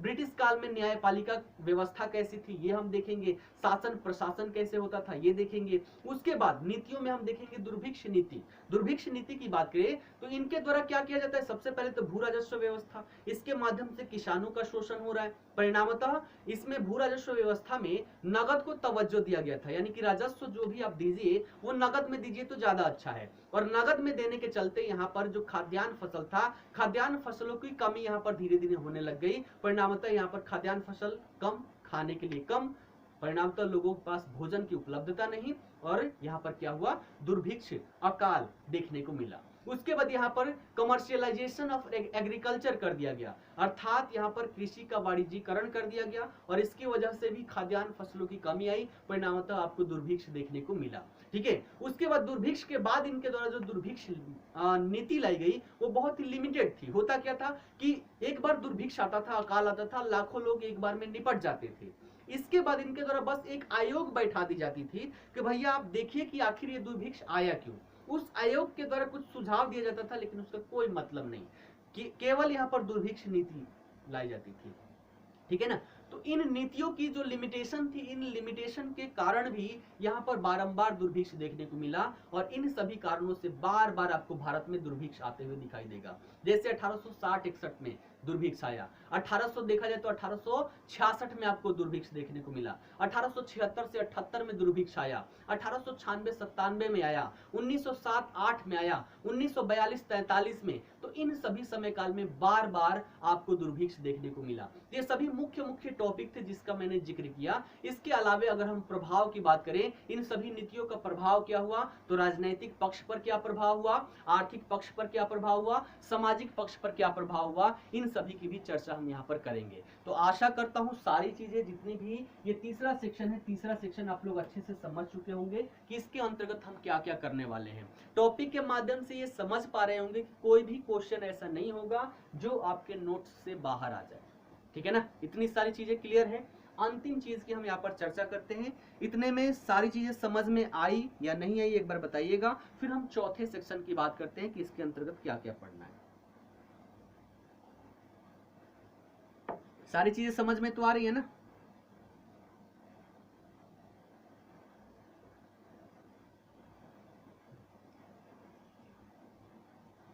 चलिए, यहाँ पर एक प्रश्न है प्रवीण जी का, ग्राफिक को मेंस में कैसे लिखेंगे। भैया जब चीजें आपके सामने हो तो आप उसको अपने भाषा में लिख पाएंगे। इसका फायदा ये होगा कि मेंस में सीधे तौर पर लिखा हुआ है कि जो भी उत्तर लिखे वो अपनी भाषा में लिखे, है ना।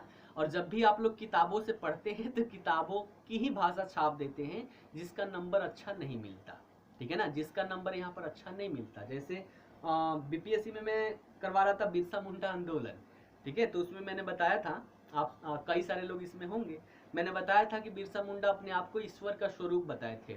तो फटाफट उधर से 3 कमेंट आता है, नहीं सर जी ईश्वर नहीं, ईश्वर नहीं, ठाकुर जी, है ना। तो किताब में ठाकुर जी लिखा है तो आप ठाकुर जी ही बताएंगे, इसे अपना लैंग्वेज थोड़ा ना कहेंगे। तो जो भी चीजें यहाँ पर होगी, है ना, जैसे सब्जी आपको बनानी है तो सब्जी की सारी आइटम अगर दे दी जाए तो आप अपने स्वादानुसार सब्जी बना पाएंगे। वैसे ही ये सारी चीजें हैं कि जो भी चीजें यहाँ पर मैं डेटा दे दूंगा उसका प्रयोग करके आप मुख्य परीक्षा में बिल्कुल ही अपने भाषा में उत्तर लिखने में सक्षम हो पाएंगे, ठीक है। चलिए, सन्नी जी का कहना है दुर्भिक्ष का मतलब हुआ अकाल, अर्थात लोगों के पास जब खाने के लिए भोजन नहीं हो, ऐसी स्थिति में जब लोगों की मृत्यु होने लग जाए, ऐसे सिचुएशन को हम अकाल कहते हैं, दुर्भिक्ष कहते हैं, ठीक है ना। ग्राफ यहाँ पर मैं दूंगा, ठीक है ना, ग्राफ मैं यहाँ पर मैं दूंगा, आप सभी को वो बनाने भी है, ठीक है, क्लियर है। चलिए अब चौथे सेक्शन और आखिरी सेक्शन की हम थोड़ी सी ट्रेलर देख लेते हैं कि इसके अंतर्गत हमें यहाँ पर क्या करना है। तो देखिएगा, जितनी भी ब्रिटिश सरकार के द्वारा यहाँ पर नीति लाई गई, ब्रिटिश कंपनी के द्वारा जितनी भी नीति लाई गई, उन सभी नीतियों के कारण भारत के जितने भी वर्ग थे, सभी के सभी वर्ग यहाँ पर शोषित हुए, सभी के सभी किसी न किसी तरीके से यहाँ पर क्या हुए, तो उसके प्रभाव में आए, और प्रभाव में आने के कारण सभी वर्गों के द्वारा आपको यहाँ पर विद्रोह एवं आंदोलन देखने को मिला। जैसे प्रारंभ में इनका शासन प्रशासन कहाँ रहा, बंगाल वाले क्षेत्र में रहा, तो शोषण सबसे पहले स्टार्ट कहाँ हुआ, बंगाल वाले में। अब जहां सबसे पहले शोषण होगा, विद्रोह एवं आंदोलन आपको वहीं से देखने को मिलेगा। तो भारतीय प्रतिक्रिया की अगर बात करें विद्रोह एवं आंदोलन की, तो जितने भी वर्ग थे सभी वर्ग इनकी नीतियों के कारण शोषित हुए। जैसे भू राजस्व की वजह से यहाँ पर क्या हो गया, तो भू राजस्व की वजह से यहाँ पर किसान शोषित हुए, वन नीति और भू राजस्व के माध्यम से यहाँ पर जनजातीय शोषित हुए। उसके बाद यहाँ पर जो उद्योगों को समाप्त कर दिया गया, बर्बाद कर दिया गया, इससे मजदूर यहाँ पर समाप्त हुए। व्यापारिक नीति जो लाई गई उससे क्या हुआ, तो यहाँ के व्यापारी वर्ग जो था वो क्या हुआ, यहाँ पर उसके प्रभाव में आया। उसके बाद साम्राज्य का विस्तार किया गया, तो देशी रियासतों के जो राजा थे उनके अधिकार समाप्त हुए। अर्थात देखें तो बहुत सारे रीजन थे, और सभी रीजन के कारण सभी वर्ग यहाँ पर क्या हुए, प्रभावित हुए। तो यहाँ पर हम देखें विद्रोह एवं आंदोलन में, तो कृषक आंदोलन, जनजातीय विद्रोह, फिर 1857 का विद्रोह हम देखेंगे, जाति व निम्न जाति आंदोलन देखेंगे, सामाजिक धार्मिक सुधार आंदोलन, भारतीय राष्ट्रीय आंदोलन जो 1885 में प्रारंभ होती है, 1885 से 1947 तक, फिर प्रजामंडल आंदोलन, श्रमिक आंदोलन, इन सभी की हम चर्चा यहाँ पर करेंगे। जैसे जनजातीय विद्रोह की बात करें तो इसमें भील विद्रोह, कोल विद्रोह, संथाल विद्रोह, मुंडा विद्रोह, उसके बाद देखें तो यहाँ पर रामोसी विद्रोह, खासी विद्रोह, कोरा माल्या विद्रोह, कोंडा पोरा विद्रोह, ये सारे विद्रोह हम इसके अंतर्गत देखेंगे। किसान विद्रोह की बात करें तो इसमें रंग उर विद्रोह, नागर विद्रोह, नील विद्रोह, पावना विद्रोह, दक्कन विद्रोह, मोपला विद्रोह, ये सभी के सभी किसान विद्रोह के अंतर्गत आएंगे। अपदस्थ राजाओं के द्वारा अगर देखें तो इसमें देखें तो राजा चैत्य सिंह के द्वारा विद्रोह किया गया, वजीर अली के द्वारा, वेलुथम्पी का विद्रोह, विजयनगर के राजा का विद्रोह, बुंदेला विद्रोह, ये सभी के सभी विद्रोह अपदस्थ राजाओं के कारण यहाँ पर हुआ। फिर यहाँ पर देखें वैसे विद्रोह जिसमें धार्मिक रंग थे, जो धर्म से संबंधित थे, जैसे कि सन्यासी विद्रोह देखेंगे, फकीर विद्रोह देखेंगे, है ना, करीम शाह और टीपू का विद्रोह देखेंगे, टीटू और मीर का विद्रोह देखेंगे, ठीक है ना। उसके बाद यहाँ पर फराजी, पावना, मोपला, ये सभी ऐसे विद्रोह थे जिनमें धार्मिक तत्व आपको दिखाई देते हैं, लेकिन देखा जाए तो इसमें से बहुत सारे ऐसे थे जो अंततः राजनीतिक आंदोलन के रूप में ये तब्दील हो जाते हैं, ठीक है। निम्न जातीय आंदोलन, ये सारी चीजें देखेंगे। उसके बाद भारतीय राष्ट्रीय आंदोलन, सामाजिक धार्मिक आंदोलन, श्रमिक आंदोलन, महिला आंदोलन, प्रजामंडल आंदोलन, इन सारी चीजों को, तो जितने भी आंदोलन यहाँ पर थे उनको हम दो भागों में विभाजित करके पढ़ेंगे। एक तो परंपरागत आंदोलन, दूसरे यहाँ पर प्रगतिशील प्रकार के। परंपरागत आंदोलन वो आंदोलन कहलाएंगे जो अपने अधिकारों की मांग के लिए यहाँ पर आंदोलन किए गए, जैसे कि किसान विद्रोह की बात करें, वो भी स्टार्टिंग वाला, तो किसान विद्रोह की बात करें तो यहाँ पर क्या रहा, अपने अधिकारों के लिए यहाँ पर विद्रोह किए गए।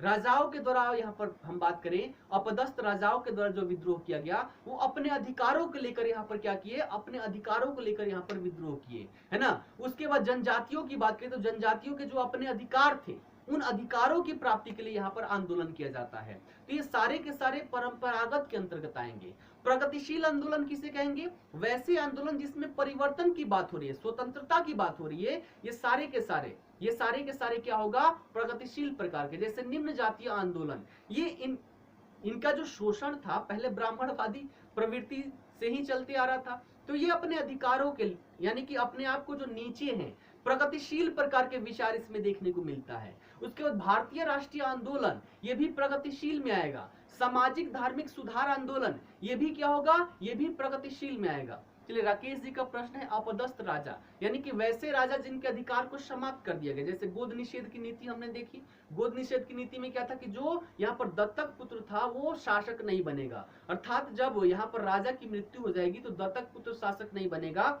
उस राज्य का विलय ब्रिटिश साम्राज्य में हो जाएगा। तो यहाँ पर जो दत्तक पुत्र थे वो भी, उनका अधिकार था भैया राजा बनने का, लेकिन उनके अधिकार को समाप्त कर दिया गया, है ना, राजा के पद को समाप्त कर दिया गया, तो उसको हम अपदस्थ राजा कहते हैं। ये सारी चीजें हम यहाँ पर देखेंगे। सामाजिक धार्मिक सुधार आंदोलन की बात करें तो ये 1820 के दशक में ये प्रारंभ कैसे हुआ, तो देखिए, जो यहाँ पर नीतियां अंग्रेजों के द्वारा लाई जाती है, उनका मुख्य उद्देश्य तो यही रहता है कि ब्रिटिश कंपनी को ज्यादा से ज्यादा लाभ प्राप्त करना। भारतीयों को शिक्षित करने का उद्देश्य उनका नहीं था, जो शिक्षा नीति लाई गई, लेकिन फिर भी उसके माध्यम से बहुत सारे लोग यहाँ पर भारतीय शिक्षित हो जाते हैं। तो उसमें उस व्यक्ति में चेतना जागृत हो जाती है, सोचने समझने की क्षमता जागृत हो जाती है, और यहीं से धीरे धीरे, जैसे राजा राम मोहन राय का समय काल है 1820 का दशक जो है, यहाँ से धीरे धीरे क्या होता है, धीरे धीरे यहाँ पर राष्ट्रीयता की भावना जागृत होती है ना। सामाजिक धार्मिक आंदोलन भी इसी समय काल में, अब लोगों को समझ में आता है कि भैया हमारे धर्म में ये सारी चीजें क्या है, कुरीतियां हैं, इन सभी को क्या करना है, दूर करना है। तो इसका प्रारंभ हम 1820 के दशक से देख सकते हैं। जैसे एग्जाम्पल में देखें तो ब्रह्म समाज आंदोलन, आर्य समाज आंदोलन, यंग बंगाल आंदोलन, रामकृष्ण मिशन आंदोलन। उसके बाद यहाँ पर देखें तो रामकृष्ण के बाद सत्य शोधक समाज हो गया, ठीक है, बी.आर. अंबेडकर का आंदोलन हो गया, प्रार्थना समाज हो गया, ठीक है। तो ये सभी के सभी क्या है, सामाजिक धार्मिक सुधार आंदोलन है, इन सब की भी चर्चा करेंगे।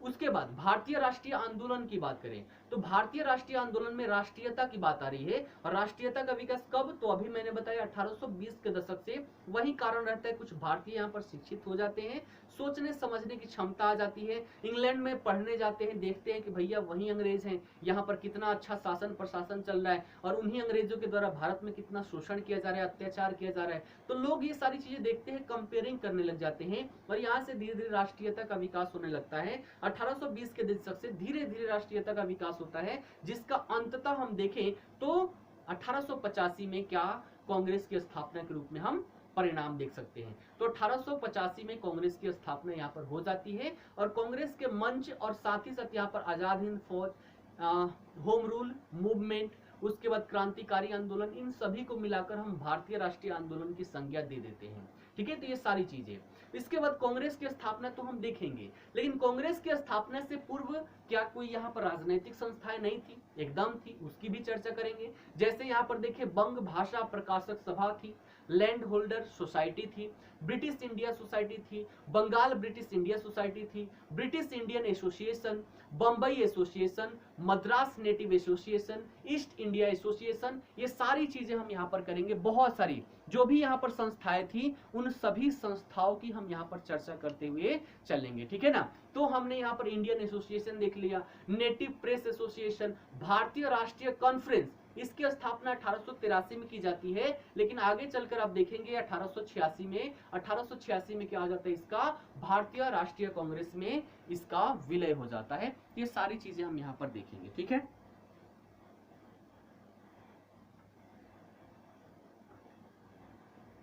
चलिए, राष्ट्रपिता ही नहीं, उनके साथ साथ बहुत सारे महत्वपूर्ण व्यक्तित्व हैं, उनको भी पढ़ाऊंगा। बीपीएससी में आप देखे होंगे, एक क्वेश्चन होता है ना, एक क्वेश्चन होता है इतिहास के अंतर्गत, उसमें चीजें लिखी होती है, 4 व्यक्तियों के बारे में या 4 छोटी छोटी घटनाओं के बारे में, उसके बारे में लिखना होता है, तो उसको भी मैं करवाऊंगा। सिलेबस इतना हो जाएगा कि चाहे बीपीएससी हो, यूपीएससी हो, यूपीपीएससी हो, कुछ भी नहीं छूटेगा, प्री हो या मेंस हो, सारी चीजें मैं यहाँ पर कवर करवाऊंगा। ठीक है, तो ये सारी चीजें हम यहाँ पर देखेंगे। उसके बाद भारतीय राष्ट्रीय आंदोलन की बात करें तो भारतीय राष्ट्रीय आंदोलन को भी हम 3 चरणों में देखेंगे।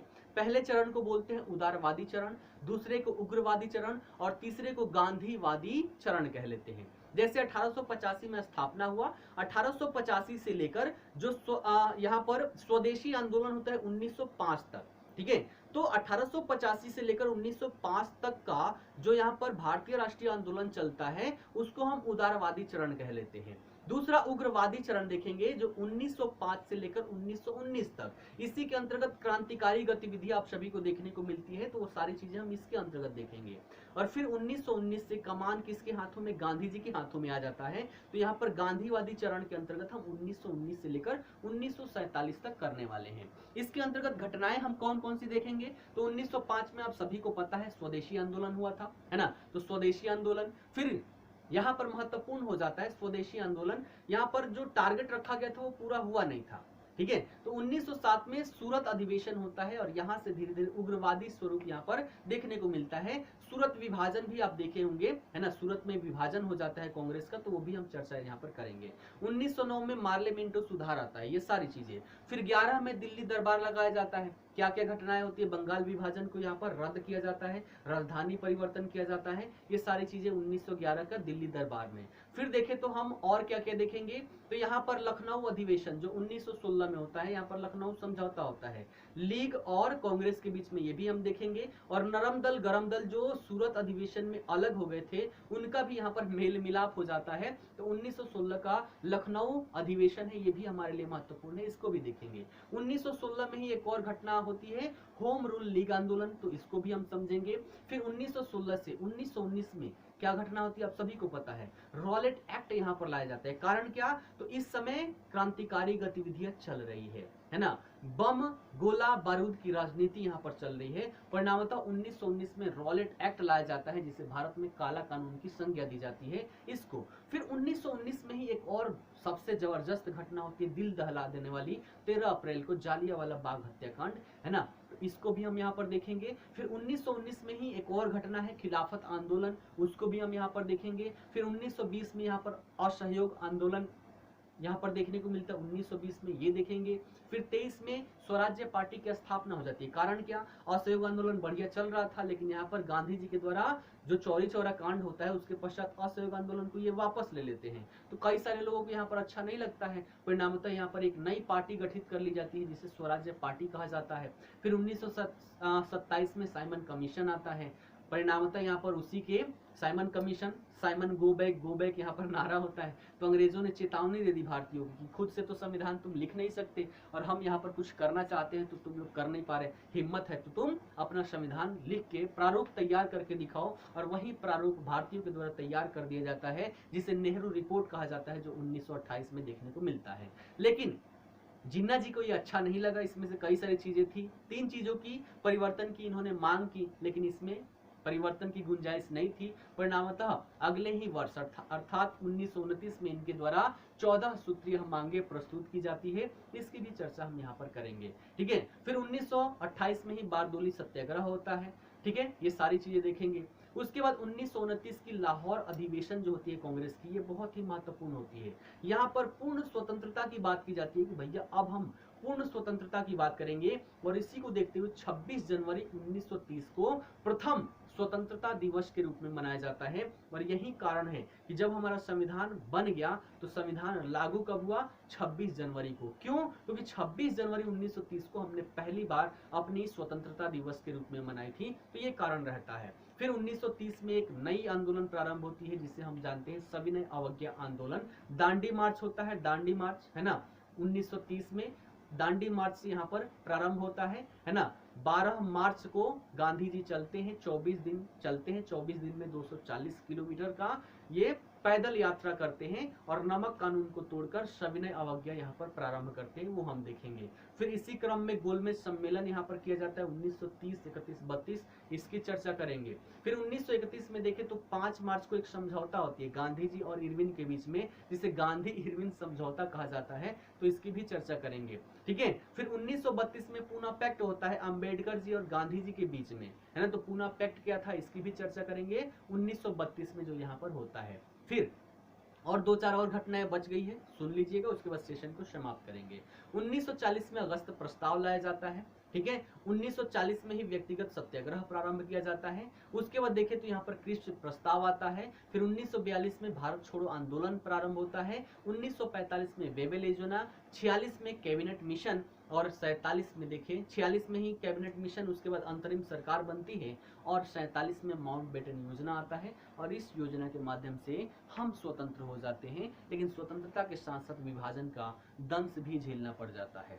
तो हमने आज की एक इंट्रोडक्शन कक्षा के माध्यम से 4 चीजें पूरा, कैसे कैसे यूरोपीय कंपनियां आती हैं, उनका उद्देश्य क्या रहता है, कैसे साम्राज्य की स्थापना हो जाती है, इनके द्वारा नीतियां लाई जाती है, इन नीतियों का प्रभाव क्या होता है और कैसे कैसे देश हमारा आजाद होता है, सारी चीजें मैं एक वीडियो के माध्यम से, एक कक्षा के माध्यम से ट्रेलर के रूप में दिखाने का प्रयास किया हूँ।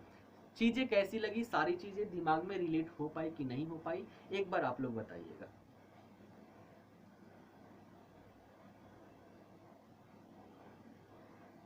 नमक कर इसलिए कहते हैं ना क्योंकि नमक बनाने पर भी अंग्रेजों ने अपना अधिकार कर रखा था, है ना, नमक बनाने पर भी अंग्रेजों ने अपना अधिकार कर रखा था। अगर कोई नमक बनाता है तो टैक्स देना था, और यहाँ पर गांधी जी ने कहा कि हमें सविनय अवज्ञा करना है, अर्थात जो भी यहाँ पर कानून है कानून तोड़ने हैं, लेकिन उपद्रवित होकर नहीं, प्यार से तोड़ने हैं। आप नमक कानून बनाए हैं भैया, हम तोड़ेंगे, बहुत ही प्रेम से तोड़ेंगे। उसके बाद आप जेल ले जाने के लिए कहेंगे, हम जेल भी जाने के लिए तैयार हैं, ठीक है ना। समझ में आ गई बातें, सारी चीजें समझ में आई हैं। पुष्पांजलि जी पूछ रही है राज्यसभा टीवी, राज्यसभा विशेष का डेटा सही होता है या कहीं और से क्रॉस चेक करना चाहिए। राज्यसभा टीवी सरकारी है, सरकारी की डेटा कभी भी अच्छा होते हैं, ठीक है ना।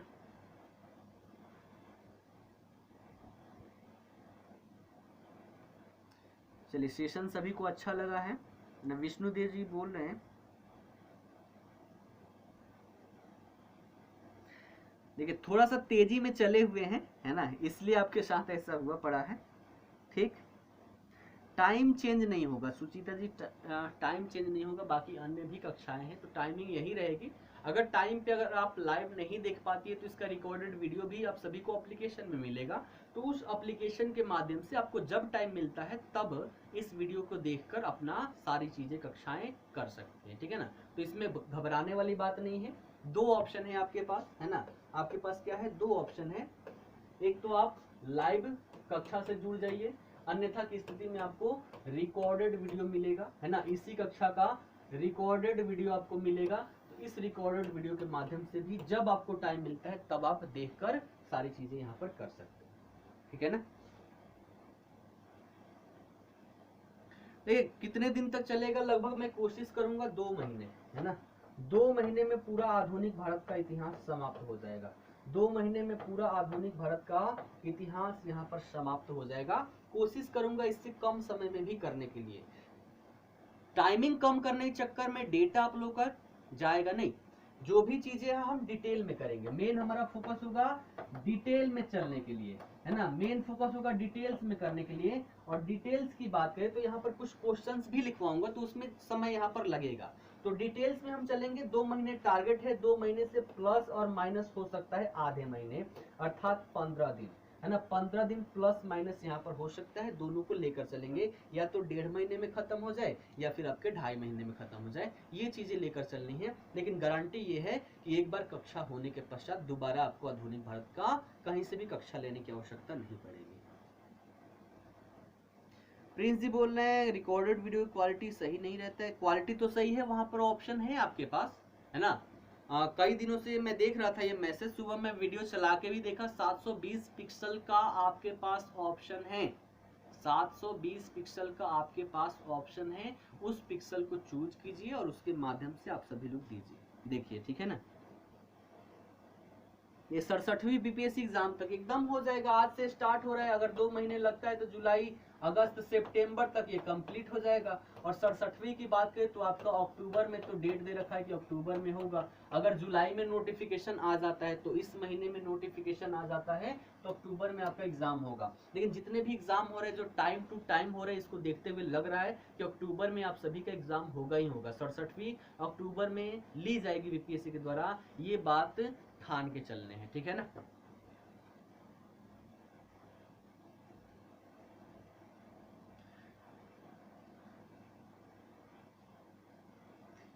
ये पीटी और मेंस दोनों के लिए है, तो क्वेश्चन तो मैं लिखवाऊंगा। पीटी और मेंस दोनों के लिए है, तो जो भी टॉपिक होगी उस टॉपिक से संबंधित कैसे क्वेश्चन बन सकते हैं और कैसे क्वेश्चन आए हुए हैं, दोनों की चर्चा करते हुए चलेंगे, ठीक है ना। और साथ ही साथ इसका उत्तर में क्या क्या हम लिख सकते हैं उसको भी मैं बताते हुए चलूंगा कि इसके उत्तर में ये सारी चीजें यहाँ पर लिखनी है, ठीक है ना।